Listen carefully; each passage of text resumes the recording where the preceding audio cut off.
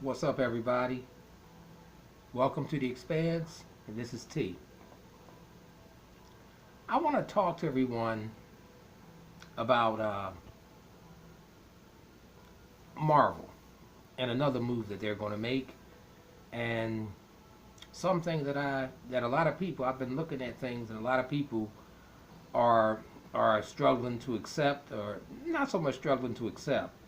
I would say they have, everybody is a little apprehensive as to how this is going to get done.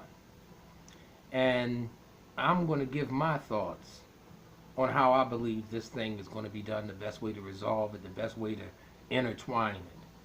So I'm going to talk about the X-Men and the Fantastic Four, the way they're going to join the MCU. How they're going to be incorporated into it.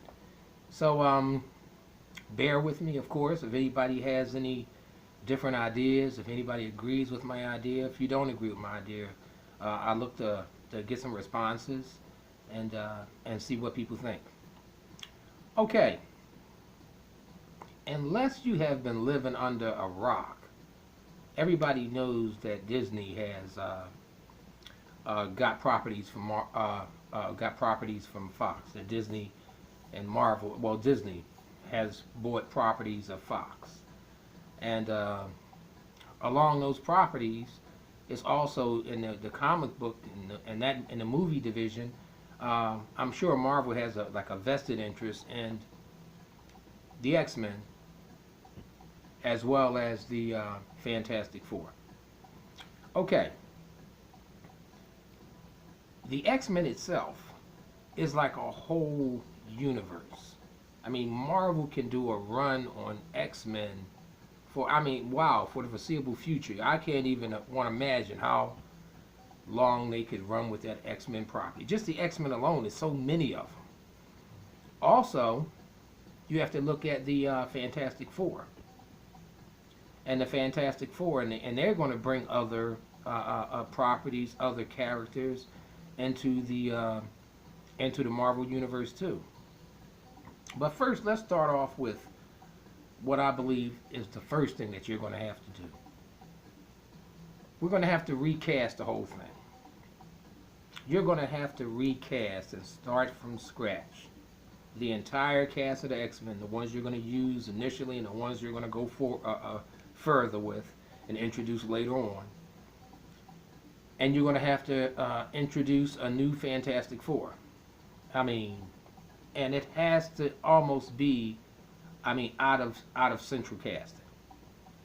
One of the one of the pluses with Marvel, one of the positive things about Marvel, is that they have a knack and they have a formula to take the the character, the comic book, the source material, the fodder, and they have a tendency to take that character and almost use, like, well, that stuff, silly putty. You can take silly putty and put it on a comic book and then peel a silly putty off the comic book, and all of a sudden you got the picture of the comic book character in your silly putty. Well, Marvel has a tendency to do something like that. They have a tendency to take these characters and, like, pull them from those comic books where those characters are almost like, man, so perfect a representation in your dreams. When you dreamt of these things, this was almost like the depiction that you saw. So I mean, so Marvel has a way of doing that. Okay, so let's talk about how they plan to do the reboot and what's going to be done. But before I go into the reboot, let's go into my point when I was saying about how you have to recast and the strength that I told you that Marvel does have as far as, like, bringing those characters to life. I mean, it's going to be essential. One of the main standard bearer of the X-Men is, of course, Wolverine.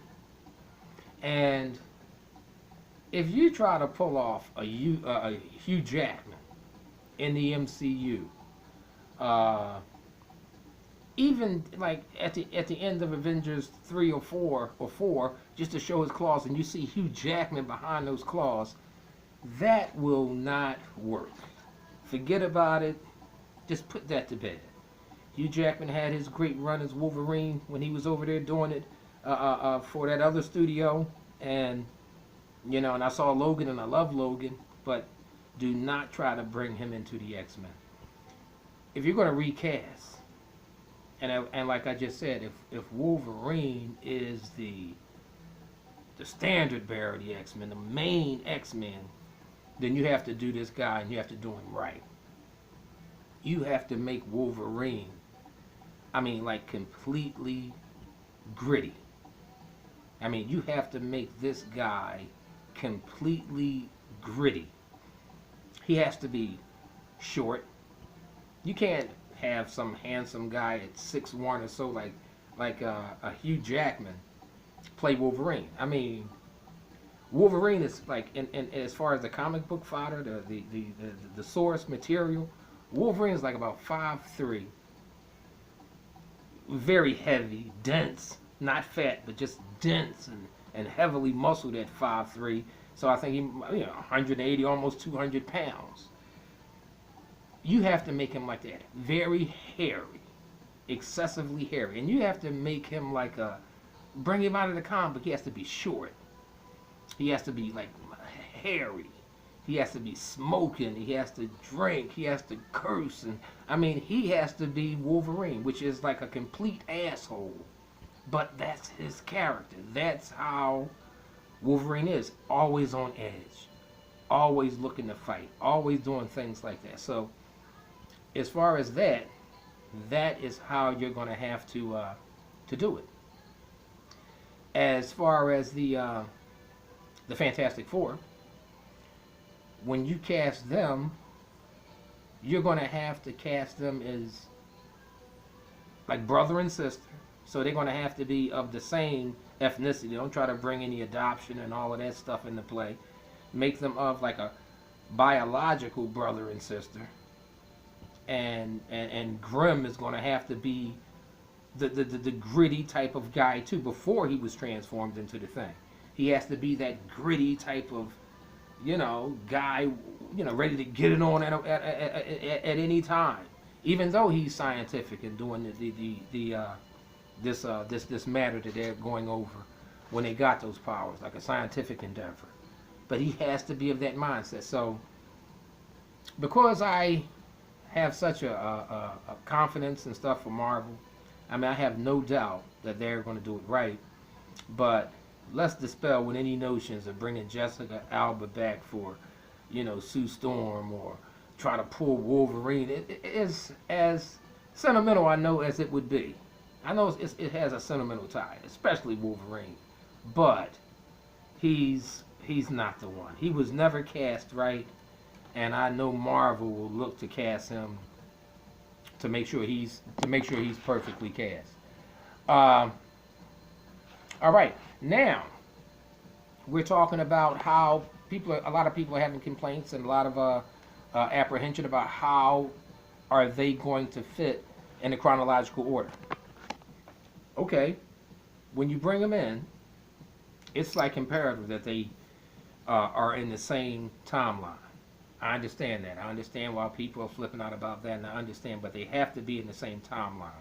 So, and then I've heard a lot of people saying things. Okay, we're going to have Doctor Strange just fix things, with the Time Stone. We're going to have Thanos just come and change the timeline, change the reality.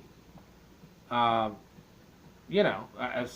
that's how it will be done, and I don't see that at all. I cannot. I don't see Doctor Strange changing time and making a reboot on time. I don't see Thanos, even if he acquires the Time Stone, changing time to okay, in this new timeline, now all of a sudden you have mutants are in the mix, and now all of a sudden you have this Fantastic Four. You know, I mean, where the hell these guys come from? You know, what the hell is going on with all of this stuff? So, I mean, I believe that if you try to go that way, you're going to make everything too convoluted, too confusing, too messy. It's going to be too muddled, you know. So I believe that the way that you can go about doing it is in twofold. First of all, the X-Men. I mean, I'm sorry, the Fantastic Four. I don't worry about them at all. They can slide in real seamlessly, you know, as far as into our current chronological time or our time frame. They can slide in real seamlessly. I mean, Reed Richards is a brainiac dude, and he's working on this big science project that's going to take him to space. And, you know, the Avengers and everybody else is existing in the same timeline. It shouldn't affect anything at all. So he goes out into space with Sue and Ben and Johnny, and they all get affected. They all get affected and gain their powers that way. Right into the same timeline, you know, and everything's fine. They can learn their powers over the next, and then over the next movie when it comes out that they got affected this way, they're pretty much up to snuff, and people can know what to expect. So I don't see that being much of a problem at all. Integrating the Fantastic Four. Give me a minute.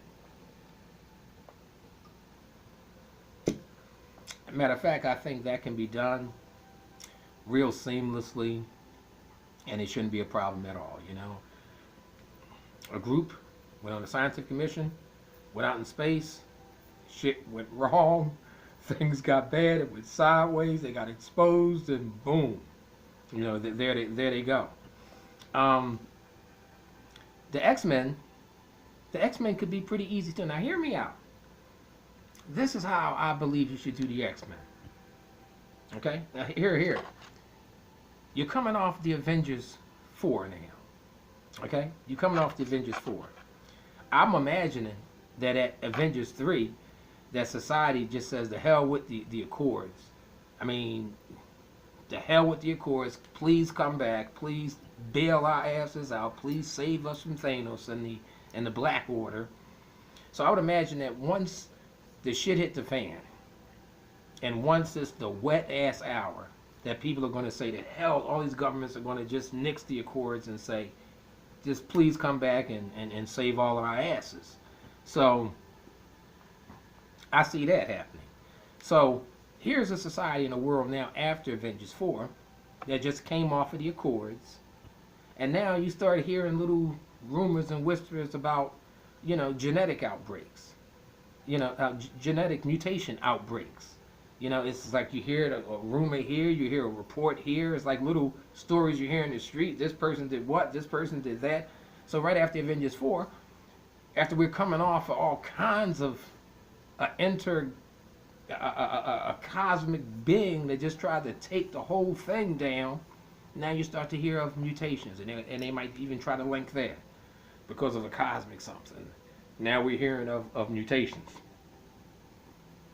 So now it's becoming more public. This is how you're going to introduce the X-Men, but this can be the foundation that we're hearing reports now of mutations. Now here are the X-Men, and they have mutated further, like much further earlier than the rest of the people. And they have already been doing their thing, running these like covert type of operations and things like that. So, you know, and now that their secret is out, now that the society is starting to be aware of what's going on with this, then I believe that's how their world will collide with the normal standard heroes. I mean, that's just my thought. So, I mean, listen, that's how I see one way it can be incorporated. It can slide in real easily. So, I mean, please let me know what you think. If you like what you've heard, please give me a thumbs up and subscribe. I mean, we're going to be talking about a lot of stuff. I'm going to be doing a lot of other reviews on some Netflix shows and things like that. So that'll be coming up real soon too. Listen, thanks a lot, and thanks for looking at The Expanse with T. Take care, buddies.